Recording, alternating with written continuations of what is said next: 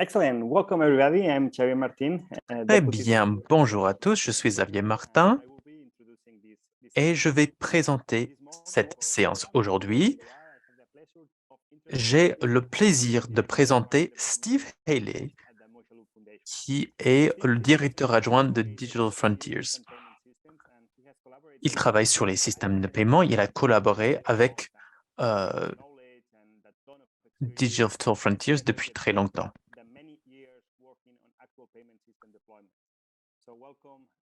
Donc, bonjour à Pathways Steve. Aujourd'hui, Steve va parler des systèmes ouverts pour les paiements inclusifs, ce que cela veut dire d'avoir des paiements plus inclusifs et quels sont les défis que nous pouvons identifier. Steve, c'est à vous. Donc, nous avons hâte de vous écouter et je suis sûr que le public va avoir des questions pour vous. Donc, bienvenue. D'accord, merci Xavier, c'est un plaisir de vous parler aujourd'hui. Je vais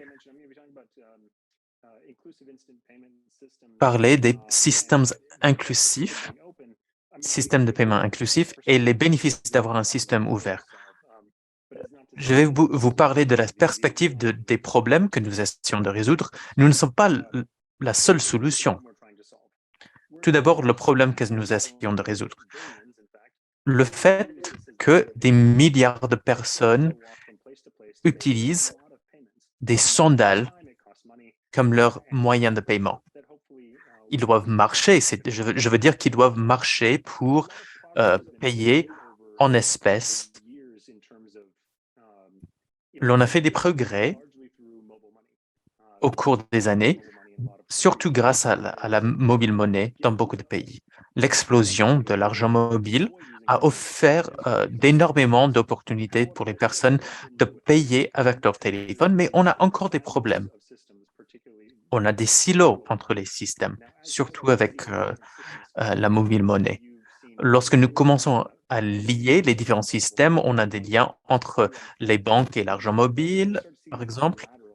On commence à avoir des systèmes bilatéraux entre des différentes institutions financières pour servir le dernier kilomètre. Nous nous sommes dit que ce serait beaucoup mieux d'avoir un seul réseau desservant toutes les institutions financières, desservant le dernier kilomètre. L'idée, c'est que l'interopérabilité va permettre l'innovation avec les paiements inclusifs et accessibles en termes de prix. Si l'on a plus de dépôts, on aura plus d'argent à prêter, par exemple. Donc, maintenant, il faut penser à l'interopérabilité entre toutes les différentes institutions desservant le dernier kilomètre. Les paiements en temps réel dans l'infrastructure, ce n'est pas quelque chose de nouveau. C'est un service qui dessert la partie haute du marché, mais aussi, cet aspect doit être inclusif. Et je vais parler un peu de l'inclusion. En parlant des paiements instantanés inclusifs dans les infrastructures, il y a de différentes idées. Tout d'abord, les systèmes doivent être construits et opérés par des institutions publiques plutôt que de dépendre entièrement du secteur public, privé plutôt. Deuxièmement, les infrastructures numériques doivent soutenir les acteurs innovateurs dans le secteur public comme privé. Au moins dans le secteur privé, l'on sait où l'on peut innover. Il faut donner de la clarté pour les permettre d'investir, plutôt que de dire aux gens où ils doivent investir. Ensuite, il faut fournir un canal pour permettre aux régulateurs de répondre aux préoccupations de stabilité financière. Pour un système de paiement inclusif, les banques, les fintechs, les fournisseurs mobiles doivent tous opérer sur une même plateforme réglementée.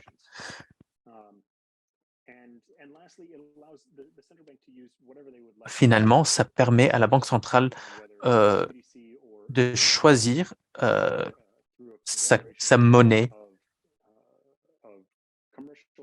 qui va être employée dans les transactions. Alors, les systèmes de paiement en temps réel ne sont pas nouveaux, on les voit partout dans le monde. Aujourd'hui, on a plus de 70 pays utilisant des systèmes de paiement en temps réel. Tous les pays travaillent là-dessus aujourd'hui, mais j'aimerais noter que la différence entre des paiements instantanés et un système inclusif sont énormes. Ce n'est pas suffisant d'avoir un système de paiement instantané. Ça doit être un système inclusif pour répondre aux problèmes que j'ai décrits. Alors, comment Mojaloop peut aider avec ce problème? Donc, je vais noter certaines des difficultés de conception pour certains des systèmes existants. Tout d'abord, le système doit être interopérable. Ça doit permettre aux clients dans le dernier kilomètre d'envoyer ou dépenser leur argent partout. Donc, on devrait avoir des paiements instantanés initiés par le client. Cela permet aussi de réduire les coûts et le soutien pour l'écosystème du dernier kilomètre. Donc, il faut permettre à tous les acteurs de participer à votre service instantané, sinon ce ne sera pas un service accessible. Alors, que fait Mojaloop spécifiquement? C'est un système de paiement instantané. Donc, c'est un logiciel pour permettre les paiements. Et les paiements mobiles sont au cœur du système. C'est un système différent d'autres qui ont été conçus principalement pour les transactions entre les banques. C'est très différent lorsque vous souhaitez initier toutes les transactions à partir d'un dispositif mobile. On a construit le système pour avoir des coûts faibles pour des transactions de faible valeur. L'on a moindre coûts et de risques pour les différentes classes de transactions. Donc, les différentes institutions peuvent fonctionner ensemble. Et finalement, on a embarqué le soutien pour la communauté FinTech locale.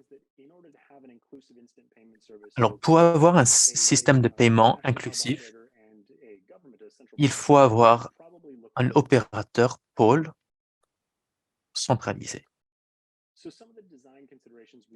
Certaines des considérations de conception.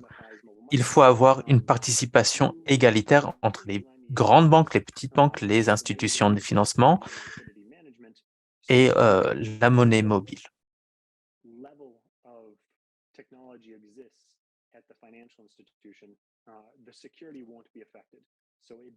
Nous avons souhaité établir le même niveau de sécurité pour toutes les institutions financières.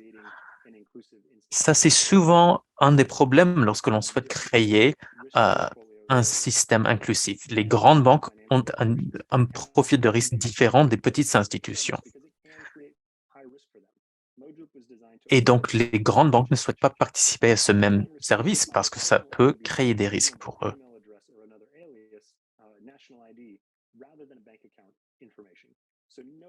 On dépend surtout des sources d'identité différentes d'un compte en banque.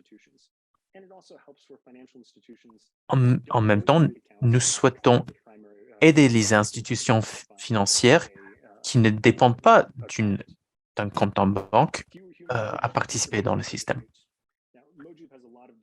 Nous avons moins d'interventions humaines pour résoudre les réclamations.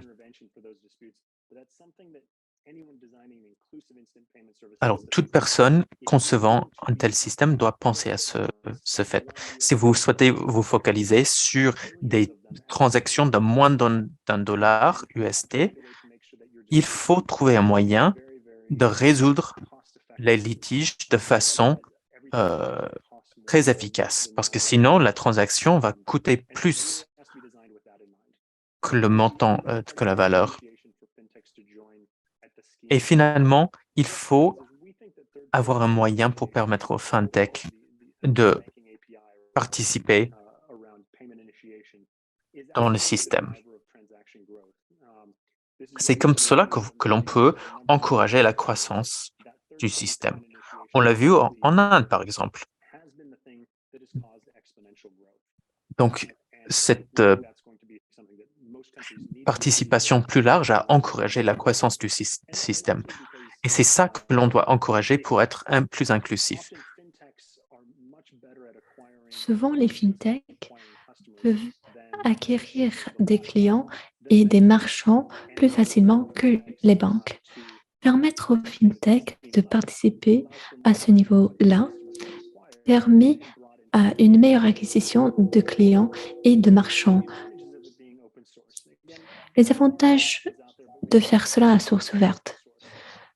Il n'y a pas beaucoup d'options à source ouverte, mais avec cette option, vous pouvez tout faire au niveau local, tout gérer au niveau local. Vous ne dépendez pas d'un autre vendeur. Vous pouvez toujours trouver des acteurs au niveau local pour vous aider ou vous pouvez travailler avec des innovateurs internationaux. La clé, c'est le contrôle. Si vous voulez être inclusif, et ça c'est ce que nous faisons avec ces systèmes de paiement, vous voulez avoir une technologie conforme à vos règles. Souvent, il est difficile pour les vendeurs de garantir qu'ils seront conformes avec toutes les politiques que vous avez en place. Mais lorsque vous avez quelque chose à source ouverte, vous avez le contrôle total.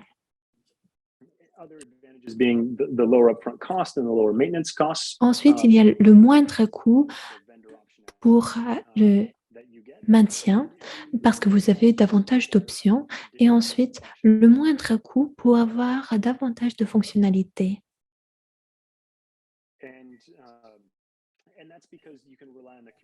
Cela parce que vous pouvez dépendre de la communauté. En ce moment, tout le monde examine les paiements extatiques QR. Ce sera probablement la norme dans les quelques années à venir. Mais qu'est-ce qui se passe si cela change? Le coût de changement avec une communauté sera partagé avec tous les acteurs. Ensuite, il y a les MNBC, la monnaie numérique de banque centrale. Une fois qu'un pays a adopté la MNBC, tous les autres acteurs peuvent en bénéficier. Je ne vais pas beaucoup parler du réseau en étoile, de réseau, mais il y a un pôle. C'est à peu près la même chose que l'on voit hier. Nous avons en haut, en orange, Payment Manager, c'est-à-dire gestionnaire de paiement. Ce sont pour les petites institutions financières qui n'ont pas de système bancaire moderne capable de gérer des transactions à 24 heures sur 24. Nous fournissons un logiciel gratuit qui permet à ces institutions de participer dans le réseau Mojaloop. J'ai parlé un peu de l'initiation de paiement par un tierce.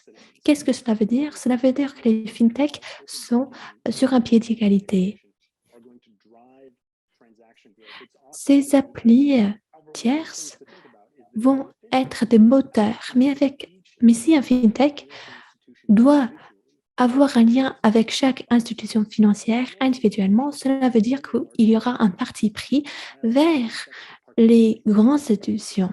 Mais si les fintechs peuvent participer directement dans les réseaux, alors les petites institutions peuvent bénéficier des offres des fintechs, tout comme les grandes entreprises.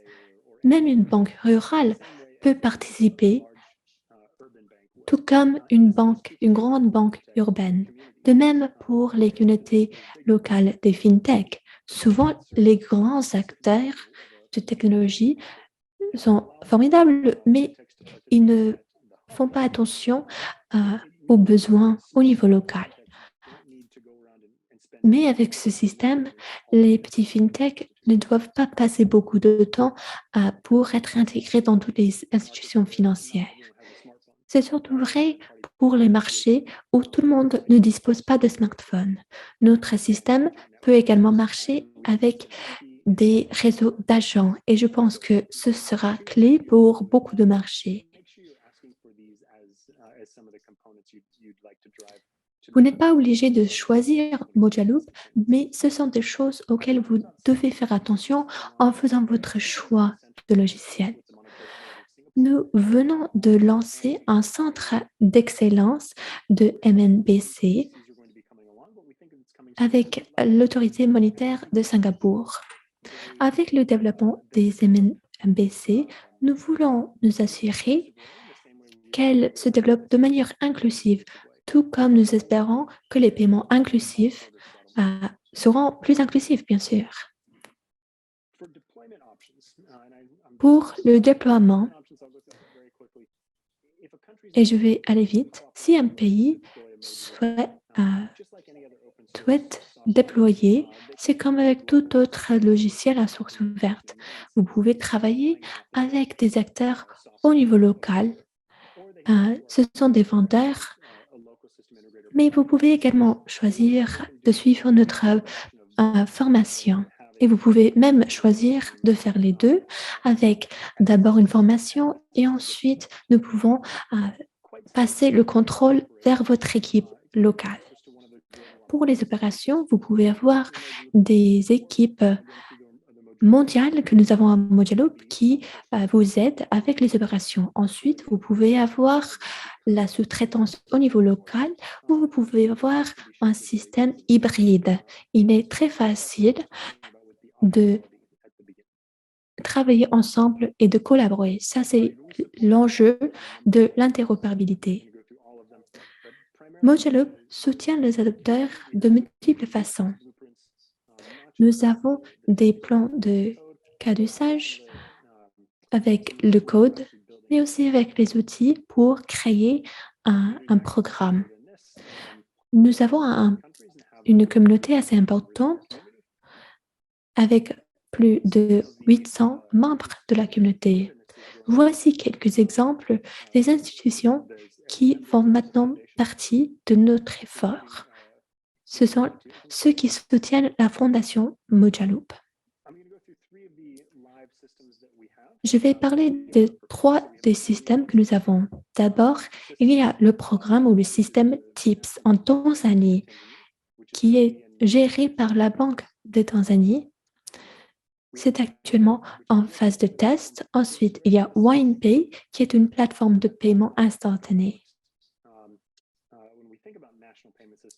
Lorsque l'on pense des systèmes nationaux de paiement, on ne pense pas souvent aux clients de microfinance et la possibilité de payer ou de repayer avec un portefeuille électronique. Normalement, avec les autres plateformes, il faut avoir un seul portefeuille, mais nous avons un système qui permet la communication entre tous les différents systèmes. Ensuite, parlons de Mawali, qui permet une interopérabilité entre toutes les plateformes pour les paiements transfrontaliers. Ça, c'est la fin de ma présentation. J'espère que j'ai pu expliquer un peu les éléments de la conception de Mojaloop qui sont clés pour assurer l'inclusif. Oui, merci beaucoup. Et vous avez très bien expliqué tout en 20 minutes seulement. J'ai quelques questions de suivi, mais d'abord, je vois qu'il y a une question du public. Monsieur Sawar, de la Banque centrale de Bangladesh. Je pense que vous avez répondu à une partie de cette question. Vous avez parlé de la participation égale dans Mojaloop et quel est l'impact sur les différents acteurs? C'est une très bonne question. Bien sûr, cela représente un fardeau pour les petites banques. C'est le fardeau de la participation. Mais ça existe pour toutes les institutions financières. Il y a un coût pour se connecter. Il y a un coût pour continuer les opérations, pour gérer les différents. Il y a le coût pour offrir le service aux consommateurs. Donc, il y aurait des coûts pour tous les services et toutes les institutions financières. Normalement, les petites institutions ne peuvent pas y accéder parce que le coût est trop élevé. Ce que nous essayons de faire à Mojaloop est de limiter les coûts en fournissant des outils dans notre logiciel qui facilitent la participation. Nous avons réussi à connecter des institutions avec des systèmes qui ne sont pas très modernes dans quelques semaines seulement. Ensuite, pour la gestion de la sécurité, avec beaucoup de systèmes, il faut avoir des connexions de point à point entre le pôle et l'institution financière. Il y a beaucoup de différentes options avec le fibre, etc., mais Mojaloop utilise Internet. Nous utilisons les mêmes systèmes pour sécuriser nos systèmes sur Internet. Il est donc beaucoup plus facile pour les petites institutions de participer. Donc, il y a toujours des fardeaux, mais le fardeau est moins important que ce que vous voyez avec d'autres options. Mais bien sûr, c'est toujours à l'institution de choisir si elle souhaite participer ou non.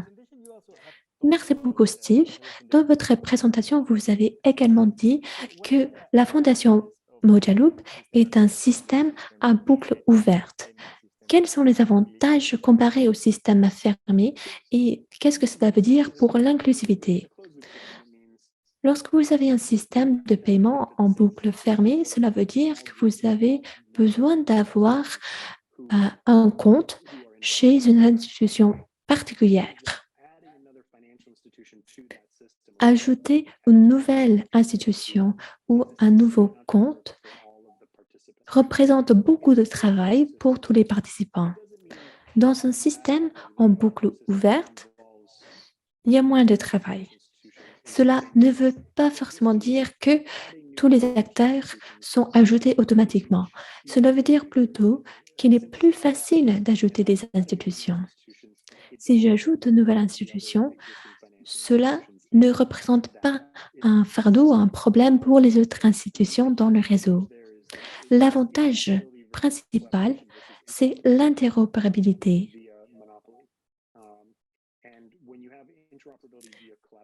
Lorsque vous avez l'interopérabilité, grâce à la collaboration, cela ouvre la voie pour d'autres acteurs qui desservent le dernier kilomètre peuvent continuer à opérer avec des comptes connectés. Avec un système à boucle fermée, vous avez un monopole pour atteindre ces clients de dernier kilomètre avec les bons produits et les bons services. Si les options ne sont pas les meilleures pour le fournisseur ou le prestataire, ils ne vont pas offrir ces services. Alors, il est nécessaire d'avoir un système en boucle ouverte si vous voulez inclure ces innovateurs de dernier kilomètre. Merci beaucoup, Steve, pour comment vous avez expliqué cet équilibre entre la concurrence et la collaboration. Ensuite, est-ce que vous pensez que l'interopérabilité peut toujours aider pour la création d'un écosystème plus inclusif et plus collaboratif, ou y a-t-il des risques, surtout des risques et d'effets néfastes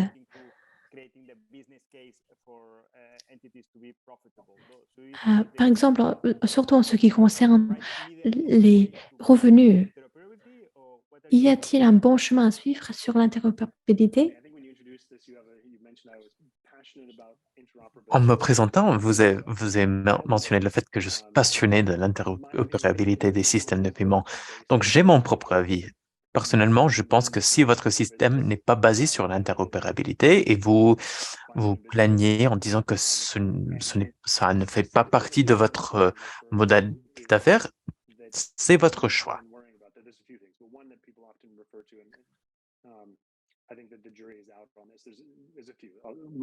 Il y a quelques différents éléments à prendre en compte. Tout d'abord, il y a les opérateurs d'argent mobile qui ont construit un réseau d'agents. Et donc, l'interopérabilité va affecter la capacité à gérer ce réseau et maintenir ce réseau. C'est possible, mais après, il faut se poser la question, quelle est l'alternative? L'alternative n'est pas juste de ne pas participer. Il faut juste trouver une manière de fonctionner avec le réseau tout en étant interopérable. Les entrées et sorties d'argent avec les agents, c'est un élément important. Donc,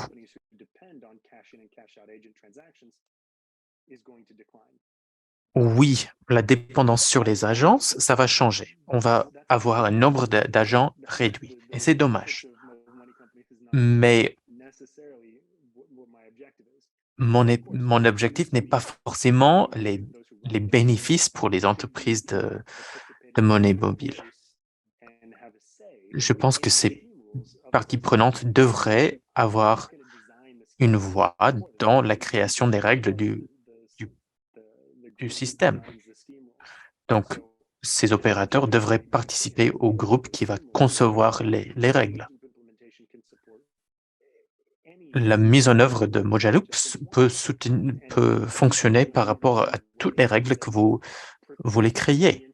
Vous pouvez concevoir ces règles pour protéger les intérêts des agents. Un autre élément de préoccupation pour beaucoup de gens, c'est l'interopérabilité de certaines transactions. Beaucoup d'institutions financières s'inquiètent pour le fait que ces transactions sont gratuites.